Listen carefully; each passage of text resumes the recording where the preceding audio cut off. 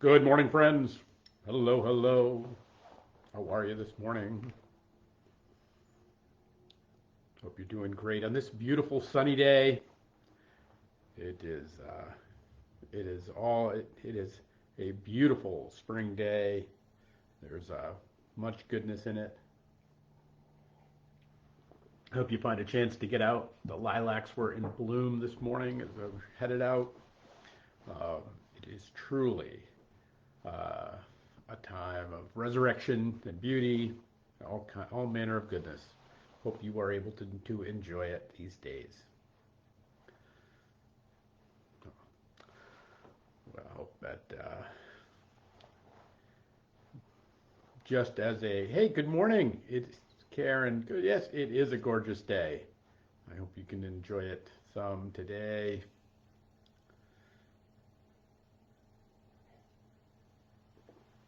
Our little mug up together.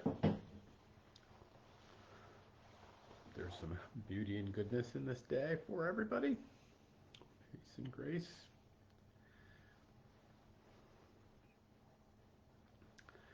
Just as a reminder, next week I am headed out on a pilgrimage to Lourdes, France. And so I am uncertain about whether or not there will be 11:11. I'm going to try. It's unlikely that I will be able to do it every day, but I'm hoping to be able to at least a few times come in and spend a little time with you at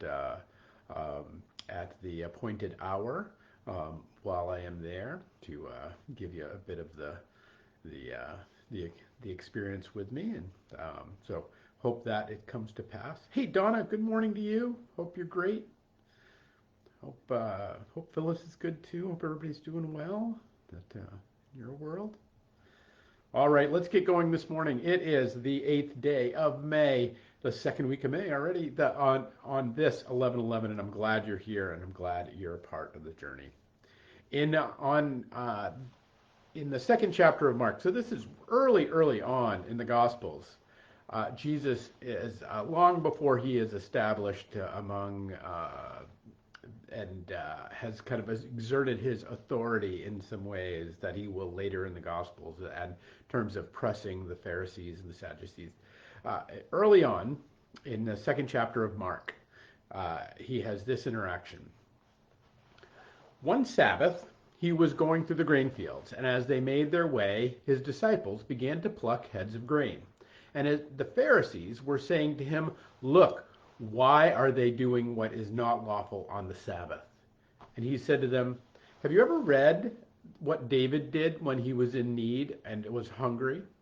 He and those who were with him, and how he entered the house of God in time of Abiathar the high priest, and ate the bread of the presence, which was not lawful for any but the priest to eat, and also gave it to those who were with him."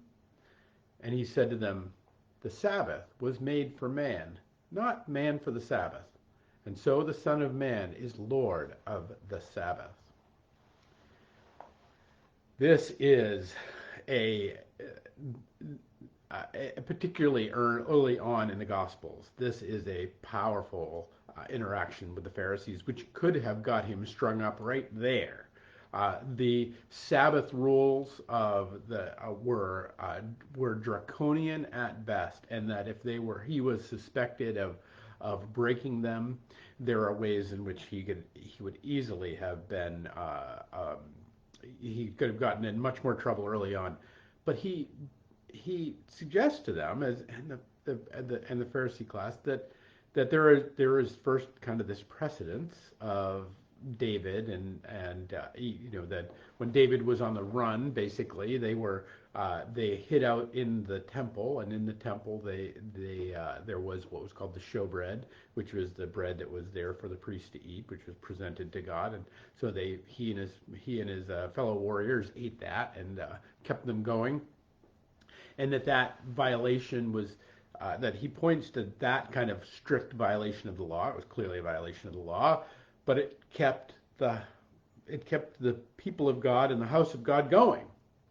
And he pointed to that to say that the rules are not necessarily as important as the sustenance of the divine in our midst.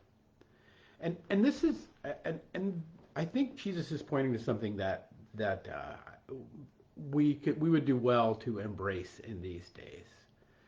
That and because what and the great Richard Rohr writes a lot about this, and he points this out well, but it's this notion that every time when we, particularly with Jesus, but throughout even the Old Testament in many ways, when God suspends the rules for the people of Israel, which now there are plenty of times when people of Israel kind of transgress the rules, and there are consequences for that, but every time that but then what happens is God always comes back and repairs that relationship. There's always this repair, and the repair is almost always done by God.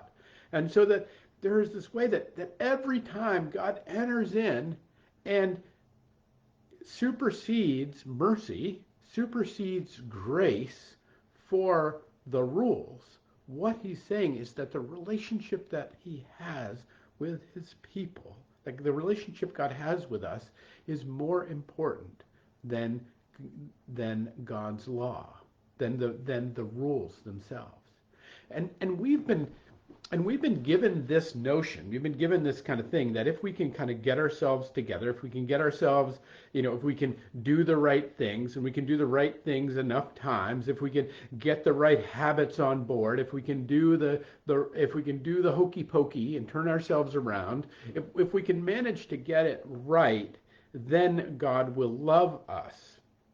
And that what Jesus is suggesting as he encounters the Pharisees in this moment is he's saying that that's actually quite the opposite. That it is actually God's love for us that can actually turn us around.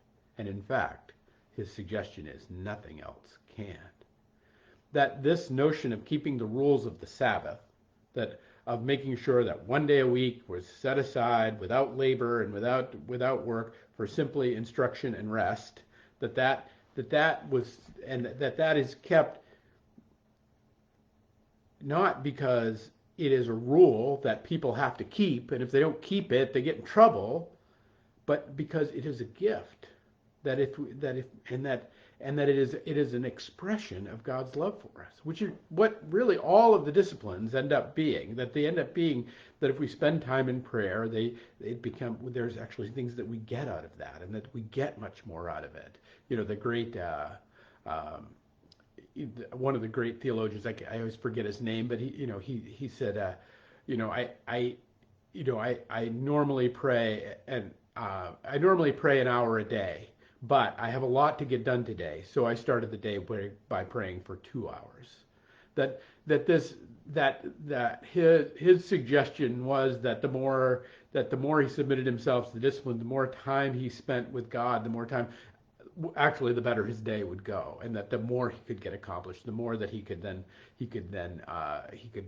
stack up, and that this reminder for us that God's love for us, God's grace for us, God's gift to us is not about how well we've managed to pull off being a good little boy or a good little girl, and or how often we've managed to keep the rules or not keep the rules, but it's much more of how have we entered into the relationship and the grace that God wants to bestow upon us, and how have we nourished that? Because that's really what's happening. In both of these, in the example that Jesus sets, and in what he's doing as he moves through the grain field, and in the example that he cites when he talks about David and his crew eating the showbread, the common thread between those two is that the divine is being sustained. The divine is being nourished. That the good and the true and the beautiful that is incarnate in your life in this second, that is incarnate in the world in that second, that is being encouraged and sustained and built up. And that is what the disciplines, the keeping of the Sabbath, all those other things, that's what they are meant to do. But goodness gracious, don't let them get in the way. Don't let them get in the way of the actual nourishment of those things. There's, there's a great example of in the spiritual traditions of what the disciplines are is really the ferry boat. That they're the things that get us across the river, and getting across the river is really important, and it's really hard to do without a boat. Like that, the river is wet, and that and our lives are chaotic, and we can get absorbed and consumed by the chaos at any moment. And so, spending time so that the boats become the disciplines, the spending time in prayer, the spending, the carving time out for worship, the carving time out for rest, all of the ways in which we're invited to spend time with God, that those are the things that get us to the other shore. They're the things that get us across the river. But when we get to the river, the last thing we need to do is drag the boat behind us. We can spend this time kind of dragging the disciplines, dragging the boat. And I would submit you've met these kind of religious people in some ways that are dragging these disciplines behind them when there's this way in which that the love of God, the grace of God is already there and already available to them and already open to them. And so my encouragement to you as I set out on pilgrimage, and gosh, I've been reviewing some of the things that are coming up, and there are a lot of disciplines. It's a very Catholic thing, and I'm not a very Catholic guy, so this is going to be a trip. So pray for me. But there's all these disciplines that you get to submit yourself to as we go on this pilgrimage to Lourdes. There are stations of the cross. There are many opportunities for worship. There are many different opportunities for prayer, for structured prayer, and all of these different things that are not always, not necessarily a part of my wheelhouse all the time. And I'm not. This is not a criticism of them. Don't hear that. But there is this way in which that as I get to enter into these, we'll see how that one of the ways in which I want to be attentive to them is that many of these can be incredibly beautiful vessels to sustain and to open to the rich depth and ritual life of this pilgrimage I'm embarking on, and have that opportunity to be things that are going to hold that divine connection, or they could be things that actually separate me from them, and in ways that to look at the things that are and to be willing to enter into those things that will nourish, even if it is a little against the rules, and all at the same time to enter into the journey of being a receiver of God's grace and God's love. Because the Sabbath, the holy time set apart, is not made, we are not made for it, but the Sabbath was made for us. That these disciplines are made to bring us into connection with the one who made us, to magnify the true and the good and the beautiful. But the most important thing in there is the magnification of the true and the good and the beautiful. The most important thing there is the feeding and the nourishing of the divine impulse of the angels of our better nature, of the true and the good and the beautiful in our life. So I don't know what it is today. Maybe it's a walk where you go out and find some of those lilacs I talked about at the beginning and get to smell them. Maybe it is an opportunity to simply let the sun shine on your face and know that God is in his heaven and all is right with the world. Maybe it is just an opportunity to reach out to somebody that you love that you haven't talked to in a while and foster that connection. Maybe it's an opportunity to care for yourself or your body in a way that it needs tending, or maybe it's just the entry into time of prayer. I don't know what it is. It could be an infinite number of things. I can go on and on about that. But that simply to remember that whatever you do, and whatever way that grace can find you today, let the divine in you be nourished. Let that as you walk through the fields of your life today, don't forget to pluck some of the heads of grain.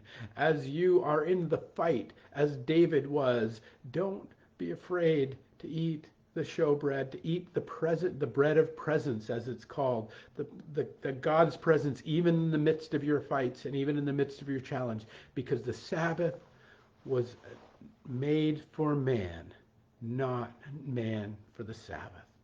That you were made to be in connection with the divine. You were made to be in connection with Jesus. You were made to sit at his table and feast. That's what you were made for. And so,